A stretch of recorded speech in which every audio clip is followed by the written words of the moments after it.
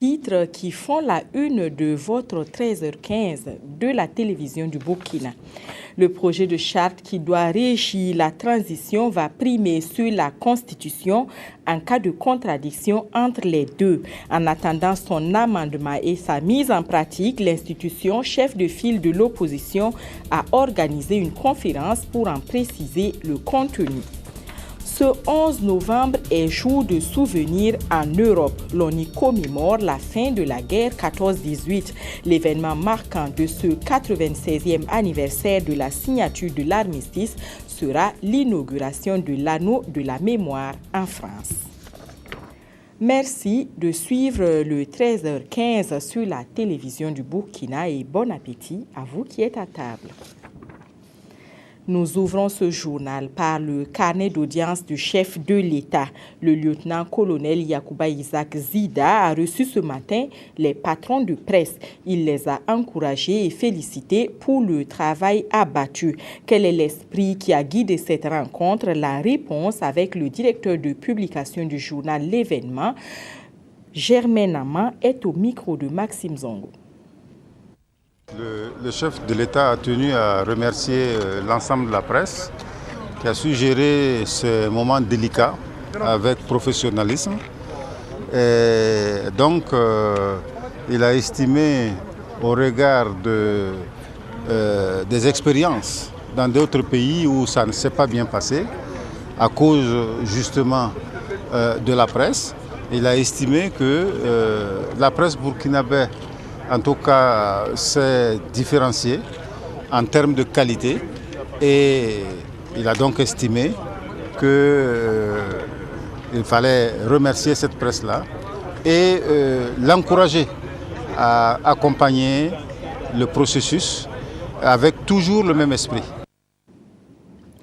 L'avant-projet de charte qui doit régir la transition au Burkina Faso est depuis hier entre les mains du chef de l'État. C'est un document que peu de gens connaissent. Et à l'initiative de l'institution chef de file de l'opposition, le professeur Marius Ibriga en a parlé aux journalistes au cours d'une conférence de presse. C'est Sylvestre. Luc Marius Ibriga et Ablassé Ouedraogo dans une leçon d'explication du préambule et des six titres du projet de charte de transition proposé par les organisations de la société civile, les autorités coutumières et religieuses et les partis politiques. De l'exposé des conférenciers, l'on retient que le préambule précise que les trois entités, plus les forces de défense et de sécurité, sont les seules compétentes pour adopter la charte. Une charte dont le titre 1 est consacré aux valeurs qui vont guider la transition. Le titre 2, lui, est consacré aux organes de transition. Ils sont au nombre de 4, à commencer par la présidence de transition, encadrée par 10 articles sur les 26 que compte la charte. La désignation du président de la transition. Nous avons proposé que les partis que nous avons énumérés, autorités religieuses et coutumières, OSC, partis politiques, et forces de défense de sécurité, chacun propose 3 personnalités dans une enveloppe sous pli fermé à déposer auprès du collège de désignation. Le vote pour la désignation du président de la transition se fait à bulletin secret. Nous avons précisé que le président de la transition, lors de la cérémonie d'investiture, doit déposer auprès du Conseil constitutionnel la liste de ses biens. Et cette liste sera publiée au journal officiel. Le président de la transition, qui fait office de chef d'État et de président du Faso, et dont les prérogatives sont celles fixées dans la Constitution, amputées de certaines prérogatives que nous jugeons non applicables au cours de la transition. Je vous donne un exemple. Dans la Constitution, le président du Faso a un pouvoir de dissoudre l'Assemblée. Donc, pendant la transition, il faudra neutraliser cet article parce que 1 an, ce n'est pas si long que cela, pour qu'on ait une crise qui conduise le président à dissoudre l'Assemblée. De la même manière, l'Assemblée peut censurer le gouvernement. Là aussi, nous avons pris des dispositions pour que l'ensemble de ces articles qui sont dans la Constitution soient recensés pour éviter des incohérences. Les autres organes de transition sont le Conseil national de transition, un organe consultatif rattaché à la présidence. On a également le gouvernement de transition dont le nombre ne peut excéder 25. Ses membres sont nommés par le Premier ministre en concertation avec le président. Le quatrième organe, l'Assemblée nationale de transition, est composé de 90 membres, dont 10 de l'ex-majorité présidentielle. Le président de l'Assemblée de la transition doit être une personnalité civile et il est élu par ses pairs. Donc, le principe de large inclusion prévaut à la mise en place de l'Assemblée nationale de transition. La charte prévoit également des structures techniques de transition en son titre 3. Elles ont une importance capitale à entendre le professeur Ibriga. Ces structures, au nombre de 2, sont le Conseil national de défense et de sécurité, Commission de la réconciliation nationale et des réformes. L'expérience de notre pays nous amène à mettre en avant cet exercice dans la mesure où nous avons toujours escamoté la vérité et la justice pour rechercher la réconciliation. Et nous avons vu que depuis 2005, le Burkina Faso est de façon cyclique dans des éruptions de crises sociopolitiques, dues au fait que nous avons éludé l'élément important, la vérité et la justice, et promu l'impunité. Ce qui fait que nous ne pouvons pas arriver à la réconciliation nationale sans une vérité et la justice. Le titre 4 définit le rôle de la communauté internationale et le titre 5 fixe les conditions de révision de la charte. Ainsi, tout projet ou proposition de révision de la charte devra recueillir la majorité des 4/5 des membres de l'Assemblée nationale de transition. Dans les dispositions transitoires finales contenues dans le titre 6, il ressort qu'en cas de contrariété entre la charte et la Constitution, les dispositions de la charte prévalent. Une rencontre est prévue les jours à venir et cette fois avec l'armée qui n'avait pas pris part aux travaux d'élaboration de la charte. De cette rencontre devrait sortir un document, peut-être amendé mais consensuel, qui va entrer en vigueur dès sa signature par les différentes parties. Toute autre chose à présent, plus que quelques mois et le barrage de Samandini verra sa mise en eau. Les populations riveraines attendent beaucoup des aménagements qui y seront effectués, mais pour réussir la gestion de ces exploitations agricoles, il faut une formation. Le programme de gestion de la vallée en est conscient et le PEDIS organise pour cela une formation de 3 mois à l'intention des femmes et des jeunes. Ali Traoré. Le barrage en construction de Samandini, ce gigantesque infrastructure une fois achevé, sera d'un grand apport pour le développement du Burkina Faso. Mais sa construction ne saurait être sans conséquence sur les populations riveraines. Dans le souci d'accompagner ces populations, le programme de développement intégré de la vallée de Samandini a initié une formation sur la gestion des exploitations agricoles et les activités génératrices de revenus. La partie la plus visible par l'opinion aujourd'hui du PEDIS, c'est la réalisation des grosses infrastructures que nous sommes en train de mener, à savoir le barrage, les aménagements. Mais au niveau du PEDIS, nous sommes conscients que c'est le capital humain qui est à la base du développement. Il ne sert à rien de réaliser des infrastructures et des équipements performants si on n'a pas des hommes et des femmes compétents pour mettre en œuvre ces infrastructures et ces équipements. Prévu pour durer 3 mois, cette formation sera dispensée par le Centre agricole polyvalent de Matourkou au profit de 300 femmes et jeunes venus de 8 villages affectés par la construction du barrage. Notre pays connaît une dégradation de plus en plus poussée des ressources naturelles telles que les terres, l'eau, la flore. Alors il convient de les protéger et c'est dans ce cadre-là qu'il y a un module sur la défense et restauration des sols et conservation des eaux du sol. Alors appuyé par la mécanisation agricole parce que ces techniques-là ne peuvent se faire de manière efficace que si la mécanisation agricole vient en appui. Il y a d'autres thèmes tels que la gestion de l'exploitation agricole, qu'elle soit familiale ou de type entreprise agricole. Cette formation théorique sera suivie des phases pratiques sur le terrain. Et au terme de ces 3 mois de formation, Ces bénéficiaires devraient être mieux outillés pour mettre en place des stratégies qui vont leur permettre de mieux développer leurs activités. Que faire pour que les populations bénéficient au mieux des retombées des projets et programmes?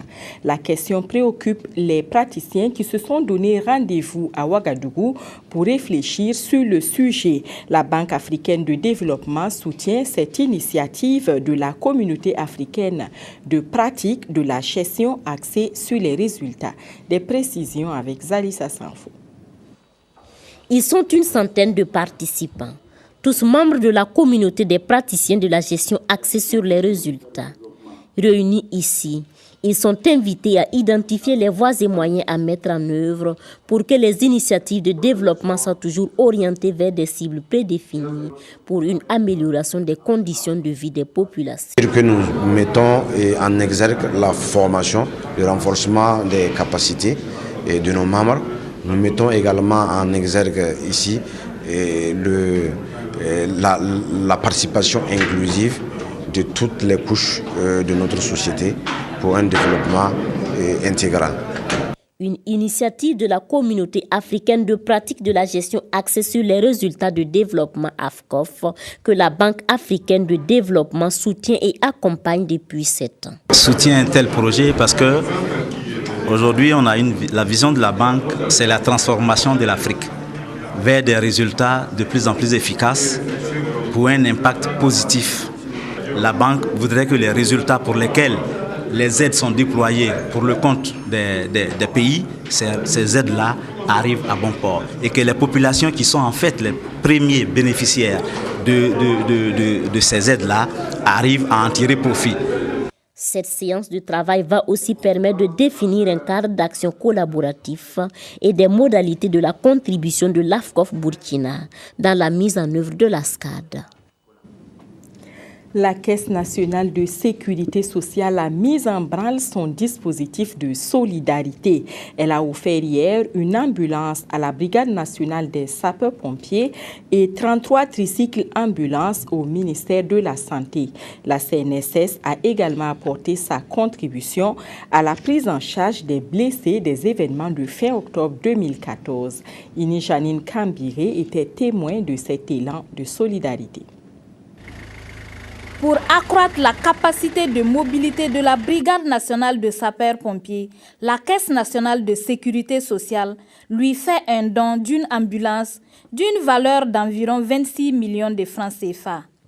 La CNSS offre aussi au ministère de la Santé un chèque de 15 millions pour l'achat de 2 couveuses, 33 tricycles ambulances d'une valeur unitaire d'1 600 000 francs CFA et enfin un chèque de 10 millions pour secourir les nombreux blessés des événements des 30 et 31 octobre 2014. L'hôpital Yalgado, nous avons donné 5 millions de francs. L'hôpital Sanoussourou, 2 millions de francs. L'hôpital Blaise Compaoré, 2 millions également. Et l'hôpital pédiatrique Charles de Gaulle, 1 million de francs. C'est vraiment manifester notre solidarité, comme le dit notre slogan, la Caisse nationale de sécurité sociale, les vertus de la solidarité. Un geste apprécié à sa juste valeur par la Brigade nationale de sapeurs-pompiers et le département de la santé. Ça vient soulager le ministère de la Santé par rapport à un certain nombre d'insuffisances constatées sur le terrain, notamment l'accessibilité des populations malades ou en travail, je parlais des femmes, pour accéder à un échelon supérieur où le plateau technique est meilleur. Donc c'est une satisfaction pour nous et nous souhaitons que la Caisse puisse nous accompagner toujours dans ce élan-là pour permettre une meilleure promotion de la santé des populations de Burkina Faso. La CNSS entend toujours contribuer à soulager les souffrances des populations, à faciliter le travail d'inlassables ouvriers de la cause humaine et à donner du baume à bien de cœurs meurtris. Le prochain match des étalons pour les éliminatoires de la CAN 2015, c'est ce samedi 15 novembre. La confrontation aura lieu au Lesotho où le 11 national burkinabé est arrivé il y a 2 jours. Le groupe de Paul Put a déjà commencé la préparation du match. Le point avec nos envoyés spéciaux Lassina Ouattara et Yacouba Ouedraogo. Maseru, capitale du Lesotho. Au vu du paysage, pas besoin de vous dire qu'ici, les montagnes dominent les surfaces plates. Mais parmi elles, une seule est sacrée et porte l'histoire de ce pays. La montagne Tababoussio. Ce royaume de 30 350 km² avec environ 2 millions d'habitants, à peine Ouagadougou donc, n'a que l'Afrique du Sud comme seul pays frontalier sur une distance de 909 km. C'est au pied de cette montagne que les étalons ont tenu domicile au village artisanal Tababoussio pour le 5e acte des éliminatoires de la CAN 2015. Un choix par défaut, mais pas regrettable. En réalité, on n'avait pas le choix. Vous savez, avec ce qui s'est passé ici, pour des raisons politiques, vraiment tous les hôtels qui sont au centre-ville sont occupés par les pays membres de la SADC qui sont là pour organiser des élections anticipées en février 2015. Donc la fédération du Lesotho nous a proposé ce centre-là. Dans ce centre-là, d'ailleurs, le Gabon a séjourné. Et donc nous sommes venus voir. C'est pour dire qu'on n'avait pas le choix, mais il faut avouer que le cadre est agréable.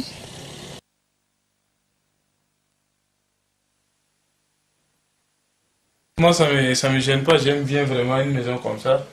Et je suis en train de changer à faire un truc comme ça, c'est où je vais vivre avec ma famille tranquillement. Quand on est tranquille, isolé, on va bien se concentrer pour bien aborder les matchs. Donc, on n'a que ça dans la tête pour pouvoir se qualifier dès les autres parce que le prochain match, ça risque d'être un peu difficile, même à domicile. Au pied de cette montagne historique, le Burkina est à la recherche d'une autre histoire. Une 10e qualification à une phase finale de CAN. Et cela est possible dès cette 5e journée. Et l'histoire est-elle d'ailleurs déjà en cours? En fait, coup du sort ou effet du hasard, pour ce premier appel, 10 joueurs ont répondu ce 10 novembre au rassemblement. C'est donc une affaire de 10. 14 autres sont attendus dès ce mardi, jour retenu pour le premier entraînement. Un mot de sécurité routière avant de refermer cette édition. Vous l'avez suivi dans ce journal. La CNSS a remis une ambulance aux sapeurs-pompiers. C'est un véhicule prioritaire, un véhicule dont tous doivent protéger. Sont prioritaires selon le code de la route les véhicules de police nationale et municipale, les véhicules de douane, de gendarmerie, des pompiers et les véhicules d'intervention des unités hospitalières. Quand vous croisez des ambulances ou des véhicules de sapeurs-pompiers en service, il est fortement recommandé de leur céder le passage sans vous mettre en danger ni mettre en danger les autres usagers comme les cyclistes et les piétons. C'est faire preuve de civisme que de les laisser passer, de ne pas leur barrer la route. Car quand ils sont en service, c'est pour sauver des vies qui généralement ne tiennent plus souvent qu'à un fil. En rappel, vous pouvez contacter les sapeurs-pompiers pour toute urgence au 18. C'est tout pour cette mi-journée. Bon après-midi à tous et à toutes.